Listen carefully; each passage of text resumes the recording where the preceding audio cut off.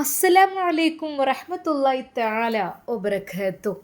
ആ ഉമ്മയുടെ ദയനീയ അവസ്ഥ കണ്ടപ്പോൾ ശരിക്കും സമീറ കരഞ്ഞുപോയി. റബ്ബേ, ഒരു ഉമ്മയാണല്ലോ ഇത്രമാത്രം നരകിക്കുന്നത്. രണ്ട് മൂന്ന് മക്കളുണ്ടല്ലോ, പക്ഷെ ഒരു പ്രാവശ്യം പോലും തിരിഞ്ഞു പോലും നോക്കാതെ അവരുടെ സുഖങ്ങൾ മാത്രം തേടി നടക്കുന്ന അതെ മക്കള്. റബ്ബേ, എന്നാൽ ഉസ്താദും സമീറയും പിരിഞ്ഞു പോരുമ്പോൾ സമീറയുടെ കണ്ണുകൾ നിറയുന്നുണ്ടായിരുന്നു. അത് ഉസ്താദ് ശ്രദ്ധിച്ചു. എന്നാൽ ചോദ്യത്തിന് ശരിക്കൊരു ഉത്തരം കിട്ടാതായപ്പോൾ ഉസ്താദിന് ചോദിച്ചു, ഷെമി, എന്താ? ഉസ്താദേ, വല്ലാത്തൊരു കാഴ്ച. എനിക്കെൻ്റെ ഉമ്മയെ ഏതായാലും നോക്കാൻ പറ്റിയില്ല. എൻ്റെ ഉമ്മ പെട്ടെന്ന് മരണപ്പെട്ടു. എന്നാൽ ഈ ഉമ്മമാരുള്ള മക്കൾ എത്ര ഭാഗ്യവാന്മാരാ അല്ലേ ഉസ്താദേ? എന്നാൽ അവർക്കെങ്കിലും ഉമ്മമാരെന്ന് വെച്ചാൽ സ്വർഗമല്ലേ? ഉസ്താദ് എന്നോട് പറഞ്ഞിരുന്നല്ലേ? അതേടി, സ്വർഗം തന്നെയാണ്. ഉമ്മമാരുള്ള കാലം നമുക്ക് ആർക്കായാലും സമാധാനമുള്ള കാലമാണ്. ഉമ്മമാർ പോയി കഴിഞ്ഞാൽ പിന്നെ കഴിഞ്ഞു. ഉമ്മമാരുള്ള മക്കൾക്കൊക്കെ ഭാഗ്യമാണ്.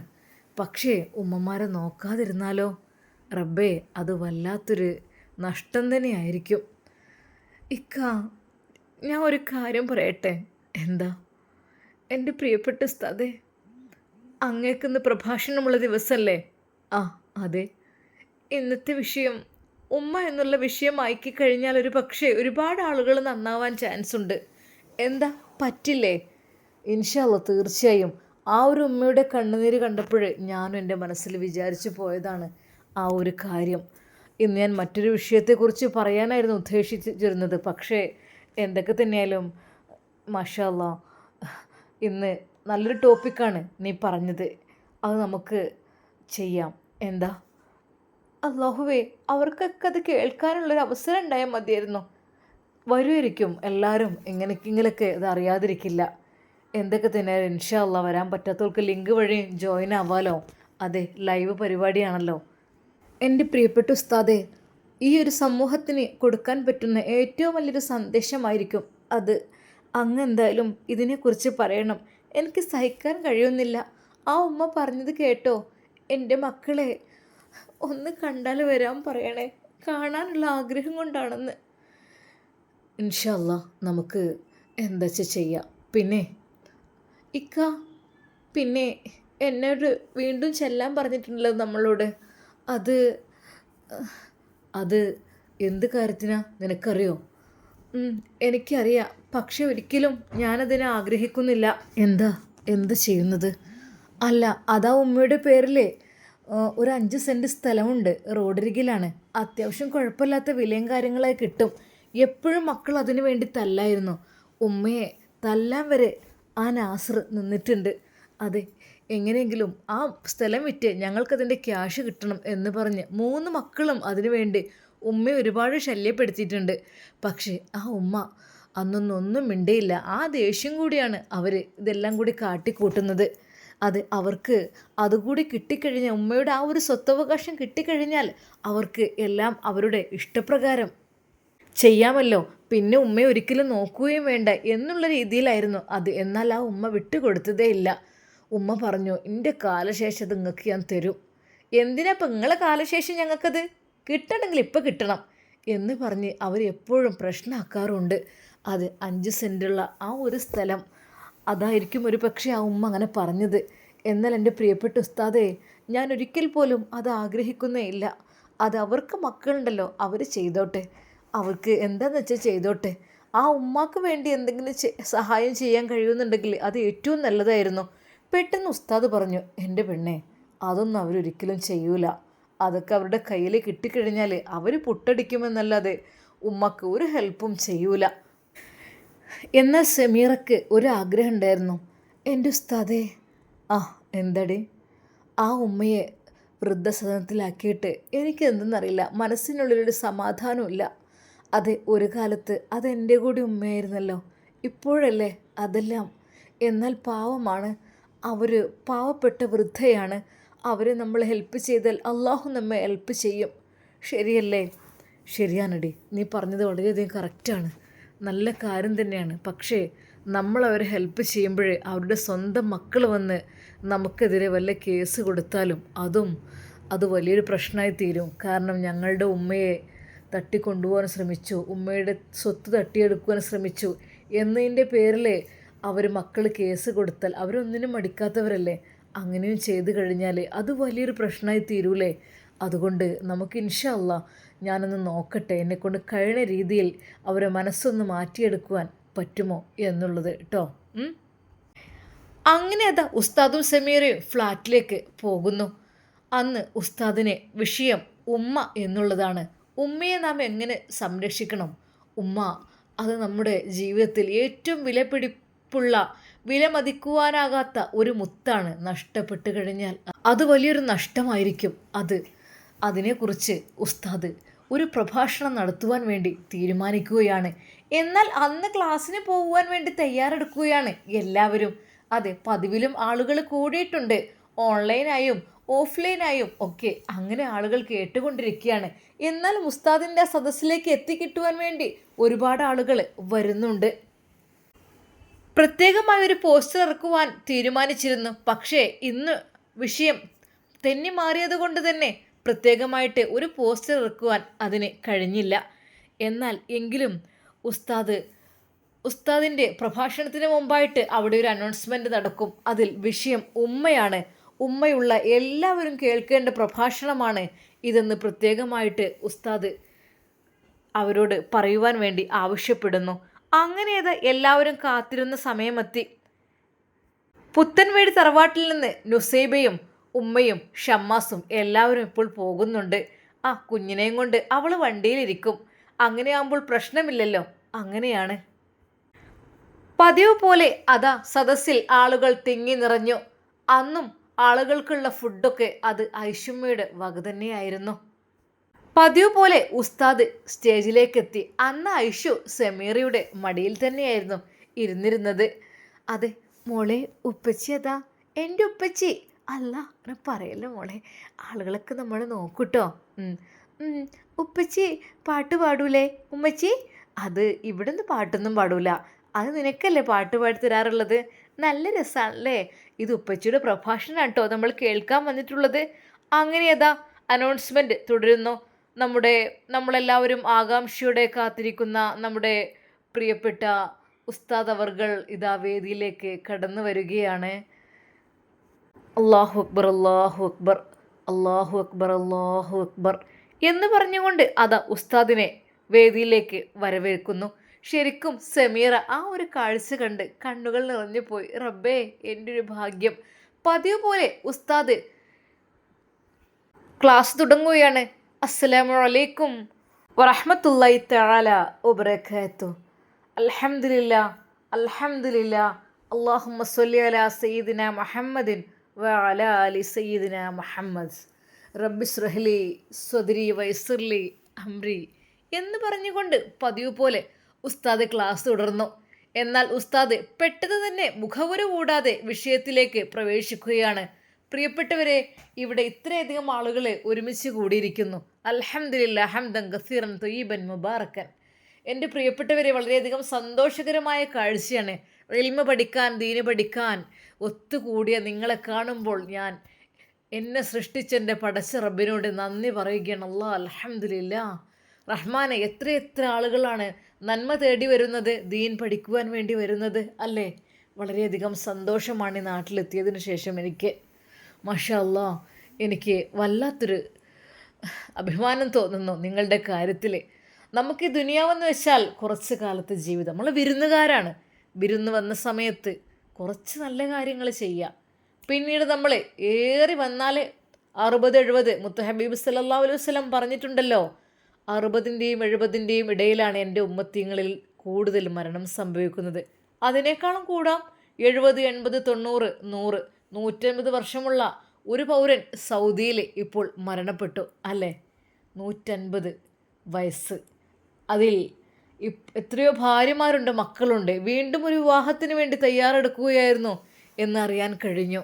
എന്തൊക്കെ തന്നെയാലും ഏറ്റവും പ്രായം കൂടിയ പൗരൻ എന്നുള്ള രീതിയിൽ സൗദി അറേബ്യ അതവർ അഭിമാനിച്ചിരുന്നു. അവരുടെ മരണത്തിൽ അവർ ദുഃഖം രേഖപ്പെടുത്തിയിരുന്നു അല്ലേ. അപ്പോൾ ഇൻഷാ അല്ലാ നമുക്ക് ക്ലാസ്സിലേക്ക് കടക്കാം. അപ്പം നമ്മൾ സാധാരണ രീതിയിൽ പ്രതീക്ഷിക്കേണ്ട സമയം, മരണത്തിന് പ്രതീക്ഷിക്കേണ്ട സമയം 60-70 ഇടയിൽ. അപ്പോൾ നോക്കുകയാണെങ്കിൽ നമുക്കൊരു 35 വയസ്സ് കൂട്ടുകയാണെങ്കിൽ എത്ര ഉണ്ടാവും? കുറഞ്ഞ സമയമുള്ളൂ, ജീവിച്ചത്ര ഇല്ല അല്ലേ? പകുതി പോലും ഇല്ല, പകുതിയിലേറെ ആയുസ് കഴിഞ്ഞു പോയി നമുക്ക് അല്ലേ? ഒന്ന് ആലോചിച്ച് നോക്കിക്കേ, നിങ്ങളുടെ വയസ്സ് എത്രയാണ്? അവിടെ എത്രയാണ്? 30. ഓക്കെ, അവിടെ 40, 45, 50, 60 അങ്ങനെ. പക്ഷേ എന്ന് കരുതി നിങ്ങളൊരിക്കലും ടെൻഷനാണ് കേട്ടോ. 60-70 ഇടയിലാണ് നമ്മുടെ മരണമെന്നാണ് നമ്മുടെ ഹബീബ് സല്ലല്ലാഹു അലൈഹി വസല്ലം പറഞ്ഞത്. എൻ്റെ ഉമ്മത്തിങ്ങളുടെ മരണം കാര്യമായിട്ട്. കാരണം ഹബീബ് സല്ലല്ലാഹു അലൈഹി വസല്ലം മരണപ്പെട്ട് എത്രാമത്തെ വയസ്സിലാണ്? ഒരു കുട്ടിയോട് ചോദിക്കുമ്പോൾ ആ കുട്ടി എഴുന്നേറ്റ് പറയുന്നു 63. മാഷാ അല്ലാ, അൽഹംദുലില്ലാ, അല്ലാഹു ബർക്കത്ത് ചെയ്യട്ടെ. ഹബീബിനെ കുറിച്ച് പഠിക്കണം. ഹബീബ് ആരായിരുന്നു? എത്തീമായിരുന്നു. ഉമ്മയും ഉപ്പയും ഇല്ലാത്ത എത്തീം. 6-ാം വയസ്സിൽ ഉമ്മ നഷ്ടപ്പെട്ട പൊന്നു ബാലൻ. അതെ, ആ കഥയൊക്കെ ഞാൻ പലവട്ടം പറഞ്ഞാൽ ഇവിടെ പറയുന്നില്ല. പക്ഷെ ഉമ്മ എന്നുള്ളത് അതൊരു വല്ലാത്ത ഭാഗ്യം തന്നെയാണ് അല്ലേ? ഉമ്മയുള്ള ആളുകൾ എന്താണ്? ഭാഗ്യവാന്മാരാണ്. ഉമ്മ ആർക്കൊക്കെ ഇവിടെയുണ്ട്? ചുറ്റുഭാഗത്തുമായിട്ട് ഉസ്താദ് കണ്ണോടിച്ചുകൊണ്ട് ചോദിക്കുകയാണ്, ഇവിടെ ആർക്കൊക്കെ ഉമ്മയുണ്ട്? ഉമ്മയുള്ളവരൊക്കെ ഒന്ന് കൈ പൊന്തിച്ചാട്ടെ. ഒരു നിമിഷം അതാ സദസ്സിലുള്ള 3/4 ഭാഗവും ആളുകൾ കൈപ്പൊന്തിക്കുന്നു. എന്നാൽ പകുതി ആളുകളുടെ കൈകൾ താന്നിരിക്കുന്നത് കണ്ടപ്പോൾ ഉസ്താദ് ഒരു നിമിഷം കണ്ണുകൾ നിറച്ചുകൊണ്ട് പറഞ്ഞു, ഉമ്മ നഷ്ടപ്പെട്ടെന്ന് കരുതി നിങ്ങൾ വിഷമിക്കേണ്ട, ഉമ്മയ്ക്ക് വേണ്ടി ദുആ ചെയ്യുക. അല്ലാഹുവേ റഹ്മാനെ, ഞങ്ങളുടെ ഉമ്മ ഈ ഭൂലോകത്തില്ലല്ലാ, നിൻ്റെ അരികിലേക്ക് വന്നിട്ടുണ്ട് റഹ്മാനെ. അവരെന്തൊക്കെ തന്നെ ദോഷങ്ങൾ ചെയ്തവരാണെങ്കിലും പാപങ്ങൾ ചെയ്തവരാണെങ്കിലും അല്ലാഹുവേ നീ പുറത്തു കൊടുക്ക് റഹ്മാനെ. അല്ലാഹുവേ, ഞങ്ങളുടെ സദസ്സിൽ ഒരുമിച്ച് കൂടി ആരുടെയൊക്കെ മാതാപിതാക്കൾ ഖബറിലുണ്ട് അവരുടെ എല്ലാം ഖബറുടെ നീ സ്വർഗ്ഗ പൂന്തോപ്പാക്ക് റഹ്മാനെ. ആമീൻ യാ റബ്ബൽ ആലമീൻ. ഒരു നിമിഷം സദസ്സിലുള്ളവർ കരഞ്ഞുപോയി. വിഷമിക്കണ്ട കേട്ടോ. എന്നാൽ ഉമ്മയുള്ള കുറച്ച് ആളുകളുണ്ട് ഇവിടെ. ഉമ്മയുള്ള കുറച്ച് ആളുകൾ, ഞാൻ 3/4 ഭാഗത്തോളം ആളുകൾക്ക് ഉമ്മയുള്ളതായിട്ടാണ് കാണുന്നത്. എന്നാൽ മക്കളെ, നിങ്ങളോടൊരു കാര്യം പറയാം, ഉമ്മയുള്ളവർ സ്വർഗം കിട്ടിയവരാണിപ്പോൾ, ഭാഗ്യവാന്മാരാണ്. അതുകൊണ്ട് ഉമ്മയുള്ള കാലം അവരെ നല്ല രീതിയിൽ നമ്മൾ സംരക്ഷിക്കാൻ നോക്കുക, എങ്കിലും നമ്മൾ രക്ഷപ്പെട്ടു. തൊട്ടിലുണ്ടായിട്ടും നെഞ്ചിലിട്ടുറക്കിയ ഉമ്മയെ കട്ടിലുണ്ടായിട്ടും തെരുവിലിറങ്ങാൻ വിട്ട മക്കളുടെ കാലമാണിത്. മനസ്സിലായോ വല്ലതും? അതെ, ഒരു കാലത്ത് തൊട്ടിലുണ്ടായിട്ടും ഉമ്മ നമ്മളെ നെഞ്ചോട് ചേർത്ത് ഉറക്കിയതാണ്. പക്ഷേ ഇന്ന് വീട്ടിൽ കട്ടിലുണ്ടായിട്ടും ഉമ്മയെ വീട്ടിലെ കട്ടിലിൽ കിടത്താതെ പുറത്ത് വൃദ്ധസദനങ്ങളിലും തെരുവുകളിലും ഇറക്കിവിട്ട മക്കളുമുണ്ട്. പടച്ച റബ്ബിനോട് പ്രാർത്ഥിക്കുമ്പോൾ സ്വന്തം പേര് പറയാൻ മറന്നുപോകും ഉമ്മമാർ അല്ലേ? എനിക്ക് നല്ലത് വരുത്തണേ, എനിക്കത് തരണേ, അങ്ങനെയല്ല പറയാറുള്ളത്. സ്വന്തം പേര് പറയാൻ മറന്ന് പടച്ച റബ്ബിനോട് പ്രാർത്ഥിക്കുന്ന സ്വന്തം മക്കൾക്ക് അല്ലാഹു എൻ്റെ മക്കളെ നീ കാത്തു രക്ഷിക്ക് റഹ്മാനെ എന്ന് പറയുന്നത് ഒരു ഉമ്മ മാത്രമായിരിക്കും. അത് വേറെ ആരുമല്ല. ചെറുപ്പത്തിൽ നമ്മൾ പേടിച്ച് കരയുമ്പോൾ നമ്മുടെ ഉമ്മ പറയുമായിരുന്നു, പേടിക്കണ്ട മോനെ, ഉമ്മ ഉണ്ടല്ലോ കൂടെ, ഉമ്മാൻ്റെ കുട്ടി എന്തിനാ പേടിക്കണേ, പേടിക്കണ്ട. എന്നാൽ ഉമ്മ അന്ന് അങ്ങനെ പറഞ്ഞിരുന്നെങ്കിൽ ഇന്ന് ഉമ്മക്ക് പ്രായവും അവശതയുമായിരിക്കുമ്പോൾ നമുക്ക് പറയാൻ കഴിയണം, ഉമ്മ നിങ്ങൾ വിഷമിക്കില്ലേ, ഞാനില്ല കൂടെ, ഉമ്മ നിങ്ങൾ പേടിക്കണ്ട, ഉമ്മാൻ്റെ മോനില്ല കൂടെ, ഉമ്മാൻ്റെ മോളില്ല കൂടെ, ഉമ്മ വിഷമിക്കില്ലേ എന്ന് പറയാൻ നമുക്ക് കഴിയണം. എങ്കിൽ മാത്രമാണ് നമ്മളൊരു യഥാർത്ഥ മകന് അല്ലെങ്കിൽ മകളാവുകയുള്ളൂ. അത് പറയണം. കൂടുതലായിട്ട് ഞാനൊന്നും പറയുന്നില്ല, എൻ്റെ പ്രിയപ്പെട്ട കൂട്ടുകാർക്ക് എല്ലാം അറിയാം അല്ലേ? ഭൂമിയിലൊരു സ്വർഗമുണ്ടെങ്കിൽ അത് ഉമ്മ ജീവിച്ചിരിക്കുന്ന കാലമാണ്. ഇപ്പോൾ ഞാൻ കൈ പൊക്കാൻ പറഞ്ഞല്ലോ എല്ലാവരോടും. അപ്പോൾ എന്തായി, എല്ലാവരും കൈ പൊക്കിയോ? അതെ, 3/4 വിഭാഗം ആളുകളും കൈ പൊക്കി. കാരണം എന്താ? അവരൊക്കെ സ്വർഗ്ഗമാണ്. അവർക്ക് ഉമ്മ ജീവിച്ചിരിക്കുന്നവരാണ്. ഉമ്മ ജീവിച്ചിരിക്കുന്ന കാലം മക്കൾക്ക് സ്വർഗമാണ്. അതുകൊണ്ട് തന്നെ ആ സ്വർഗം നഷ്ടപ്പെടുത്താതെ സൂക്ഷിക്കണം. ആരാണ് ഉമ്മയെ നോക്കുന്നത് അവർക്കായിരിക്കും കേട്ടോ സ്വർഗം. ഇനിയിപ്പോൾ എത്ര മക്കളുണ്ടെങ്കിലും ഏത് മക്കളെടുത്താണ് ഉമ്മ നിൽക്കുന്നത് അവിടമാണ് സ്വർഗം. അതുകൊണ്ട് എൻ്റെ പൊന്നു മക്കളെ, നിങ്ങളോട് എല്ലാവരും എനിക്ക് പറയാനുള്ളത്, ഉമ്മമാരുണ്ടാവുമ്പോൾ അവരെ കഷ്ടപ്പെടുത്തരുത്, അവരെ വേദനിപ്പിക്കരുത്, അവരുടെ ഇഷ്ടത്തിനൊക്കെ നിന്ന് കൊടുക്കണം കേട്ടോ. അത് നഷ്ടപ്പെടുത്താൻ പാടില്ല. നഷ്ടപ്പെട്ട് കഴിഞ്ഞാലേ അത് വല്ലാത്തൊരു നഷ്ടം തന്നെയാണ്. പിന്നെ നമുക്ക് വേണ്ടി പ്രാർത്ഥിക്കാൻ കൈകളില്ല കേട്ടോ. ഒരിക്കൽ പോലും നമ്മുടെ മക്കളെ അവരെ വേദനിപ്പിക്കാൻ പാടില്ല എൻ്റെ പ്രിയപ്പെട്ടവരെ. എന്നാൽ ഉമ്മമാരുള്ള കാലം നമുക്ക് സ്വർഗമാണ്. അതെ, അവരെ നമ്മൾ നല്ല രീതിയിൽ നോക്കണം എന്നൊക്കെ നമ്മൾ പറയും. ശരിയാണ്, നമ്മൾ നമ്മളുടെ കാര്യം നല്ല രീതിയിൽ ചെയ്യണം, എങ്കിൽ മാത്രമേ അള്ളാഹുവിൻ്റെ തിരുനോട്ടം ഉണ്ടാവുകയുള്ളൂ. എന്നാൽ ചില ഉമ്മമാർ, എല്ലാവരും ഞാൻ കുറ്റം പറയുക എന്നല്ല, 1.5 വയസ്സുകാരൻ, ഇന്നുണ്ടായൊരു സംഭവമാണത്. 1.5 വയസ്സുകാരൻ്റെ കരച്ചിൽ ആ ഉമ്മ കേട്ടില്ല. കാമുകനോടൊപ്പമുള്ള ജീവിതത്തിനായി മകനെ പാറക്കെട്ടിലെറിഞ്ഞ ആ അമ്മ വിധി വരുമ്പോൾ വിറങ്ങലിച്ചു പോയി. കേരളം ഉണ്ടായ സംഭവമാണ് നമ്മുടെ കേരളത്തിൽ, കണ്ണൂർ എന്ന സ്ഥലത്ത് ഇന്നുണ്ടായ സംഭവം. പ്രിയപ്പെട്ടവരോട് ഇത് പറയാനുള്ള കാരണം, ചെറിയ ഉമ്മമാർ ഇഷ്ടം പോലെ ഉണ്ടാകും, പക്ഷേ ചിലർ പിഞ്ചു പൈതം മക്കളെ ഉപേക്ഷിച്ച് കാമുകന്മാരോടൊപ്പം കടന്നു കളയുന്ന ഉമ്മമാരുണ്ട്. ആ ഉമ്മമാർ, നിങ്ങൾ നിങ്ങളുടെ കടമയും പൂർത്തിയാക്കണം കേട്ടോ. ചെറിയ മക്കളാണ്, പിഞ്ചു പൈതങ്ങളാണ്, ഒന്നും അറിയാത്തവരാണ്. ഒരുത്തിനെ കാണുമ്പോൾ, ഒരു കാമുകനെ കാണുമ്പോൾ അവരുടെ പിന്നാലെ നമ്മൾ പോകുമ്പോൾ സ്വന്തം മക്കളെ ഉപേക്ഷിച്ചിട്ടാണ് പോകുക അല്ലേ? ആ ഒരു മക്കളുടെ വേദനയും വിഷമം വരെ മനസ്സിലാക്കാതെ കാമുകനോടൊപ്പം സുഖിച്ച് ജീവിക്കുവാൻ പോകുന്ന ഉമ്മമാരുമുണ്ട്. കാമുകനോടൊപ്പം പോകുവാൻ കുഞ്ഞൊരു തടസ്സമാവുകയാണ്. അതിൽ ഈ പെണ്ണ് ചെയ്തെന്താണോ, പുലർച്ചെ 2 മണിയോടെ വീടിന് സമീപത്തെ കടൽ തീരത്ത് എത്തിയ അവൾ 2 തവണ കടലിലേക്ക് എറിഞ്ഞു ആ 1.5 വയസ്സുകാരനെ. കാരണം അവനുണ്ടായ തടസ്സമാണ്. 1.5 വയസ്സാണ്, പാല് കുടിക്കുന്ന കുട്ടിയാണ്. ഉണ്ടായിക്കഴിഞ്ഞാൽ കാമുകൻ്റെ കൂടെ ജീവിക്കാൻ അതൊരു തടസ്സമായിരിക്കും. ഞാൻ വിചാരിച്ച രീതിയിലുള്ള ജീവിതം ഞങ്ങൾക്ക് കിട്ടില്ല, അതുകൊണ്ട് തന്നെ 2 തവണയാണ് കടലിലേക്ക് എറിഞ്ഞത്. ആദ്യം എറിഞ്ഞപ്പോൾ കടൽ ഭിത്തിയുടെ ഭാഗമായ പാറക്കെട്ടിൽ വീണ് പരിക്കേറ്റ് കുഞ്ഞ് കരഞ്ഞു. എന്നാൽ അവൾ താഴേക്ക് ഇറങ്ങിച്ചെന്ന് കുട്ടിയെ എടുത്തൊന്നുകൂടി കടലിലേക്ക് എറിഞ്ഞു. കുഞ്ഞ് മരിച്ചെന്ന് ഉറപ്പുവരുത്തിയാണ് അവൾ മടങ്ങിയതും.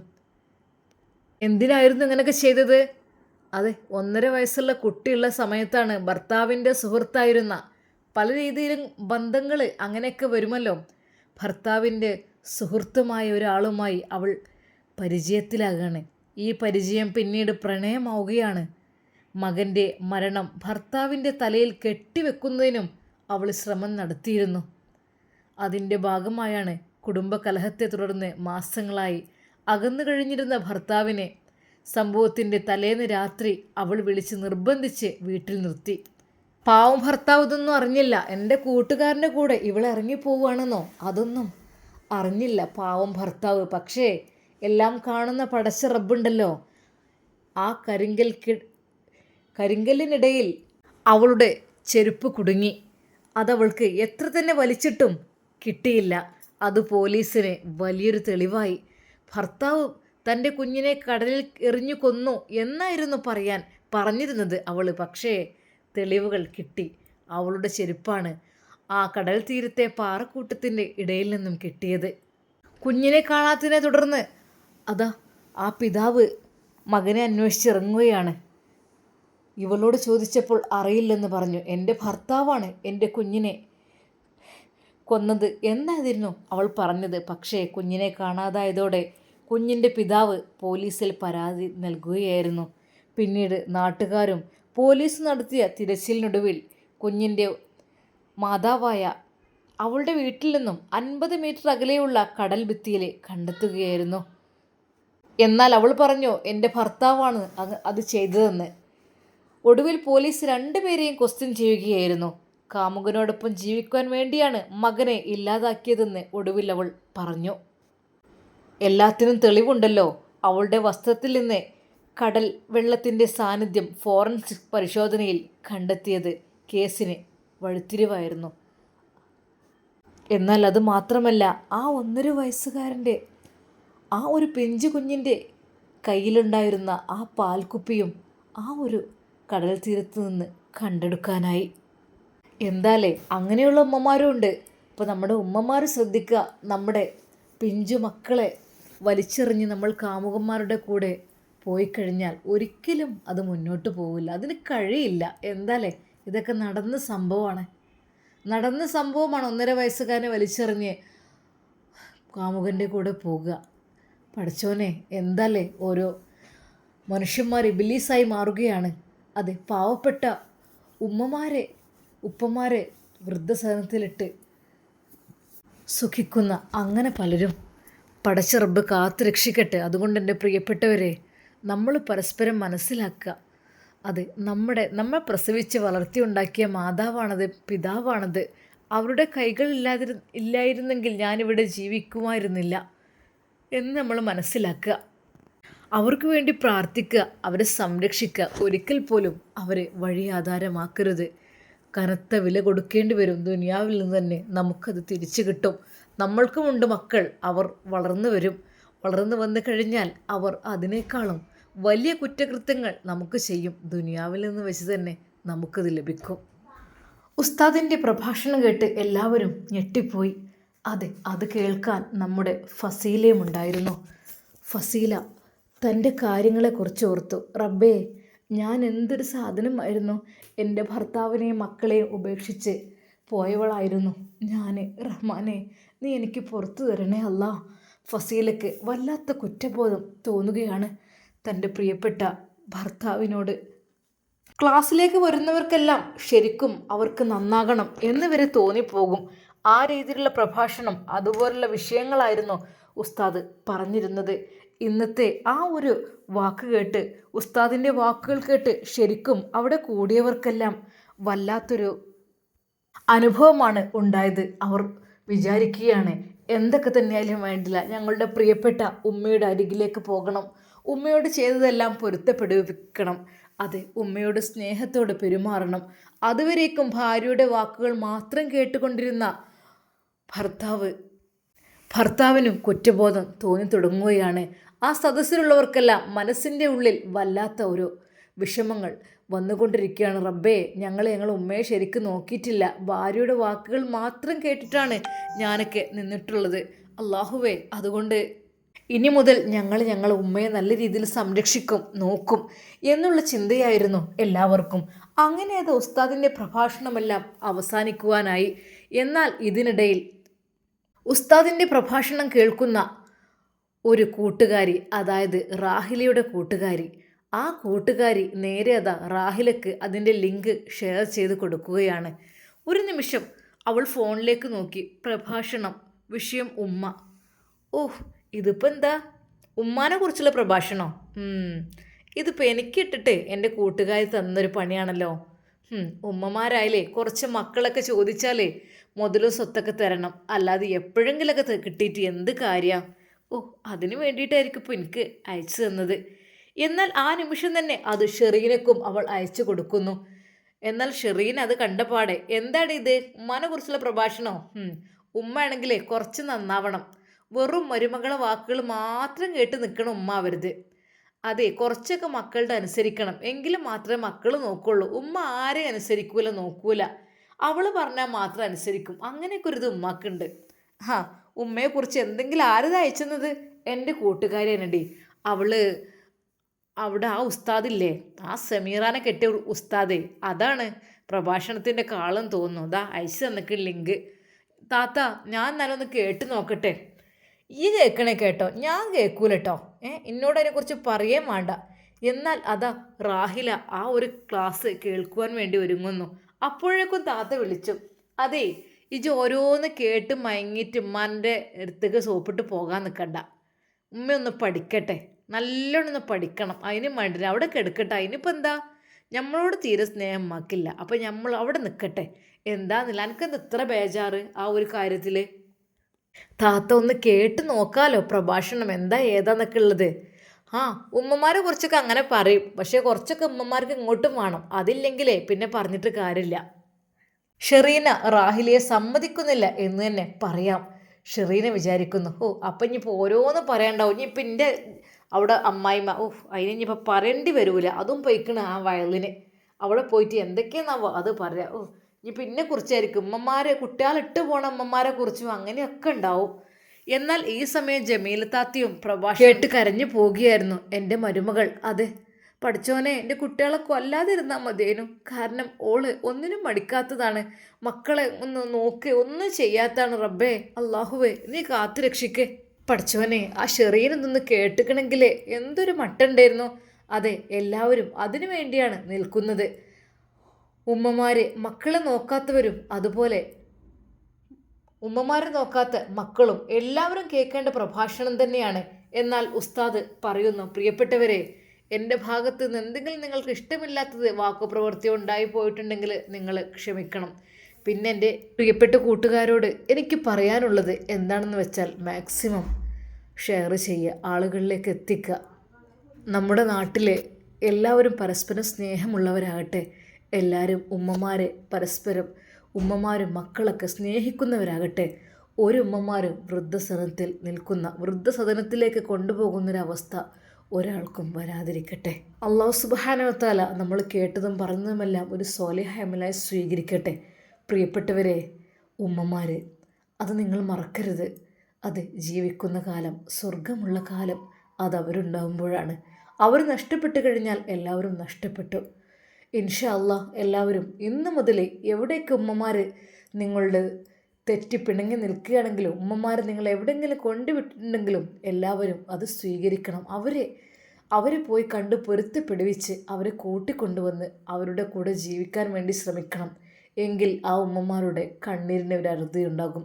അവരുടെ ഓരോ കണ്ണുനീർ തുള്ളികൾ ഉറ്റി നിലത്തേക്ക് വീഴുമ്പോഴും അതെ നമുക്ക് ദോഷങ്ങൾ വർദ്ധിച്ചു കൊണ്ടേയിരിക്കുകയാണ്. അല്ലാഹു സുബ്ഹാനഹു വ തആല ഉമ്മമാരുടെ ശാപം കിട്ടുന്ന മക്കളിൽ നമ്മളെ ഉൾപ്പെടുത്താതിരിക്കട്ടെ എന്ന് നമുക്ക് പ്രാർത്ഥിക്കാം. ഉസ്താദിൻ്റെ പ്രഭാഷണം കേട്ട് പലർക്കും പല ചിന്താഗതികൾ. അതെ, പലരും ഉമ്മമാരുമായി നല്ല ടച്ചുള്ളവരായിരുന്നില്ല. ഉമ്മമാർ ഒറ്റയ്ക്ക് ജീവിക്കുന്നവരുണ്ട്. അതെ, ഭാര്യമാരുടെ വാക്കുകൾ കേട്ട് വീട്ടിൽ നിന്ന് ഇറങ്ങിപ്പോന്നവരുണ്ട്. അങ്ങനെ പലതുമുണ്ട്. എല്ലാവർക്കും മനസ്സിൽ കുറ്റബോധം തോന്നുകയാണ്. ഉസ്താദിൻ്റെ പ്രഭാഷണം കേൾക്കുമ്പോൾ ആ നാട്ടിലെ പലരും നന്നാവാറുണ്ട്. അത് സ്വാഭാവികമാണ്. ഇൻഷാ അല്ലാഹ് നമുക്കിതിൻ്റെ ബാക്കി ഭാഗം നാളെ കാണാം. ഷെറീനയും റാഹിലയും അവരുടെ ഉമ്മയുടെ അരികിലേക്ക് വരുമോ? അവർ തിരിച്ച് വീട്ടിലേക്ക് കൊണ്ടുപോകുമോ? നമുക്ക് കാത്തിരുന്ന് കാണാം. അതുവരേക്കും എല്ലാവർക്കും അസ്സലാമു അലൈക്കും വറഹ്മത്തുള്ളാഹി തആല വബറകാതുഹു.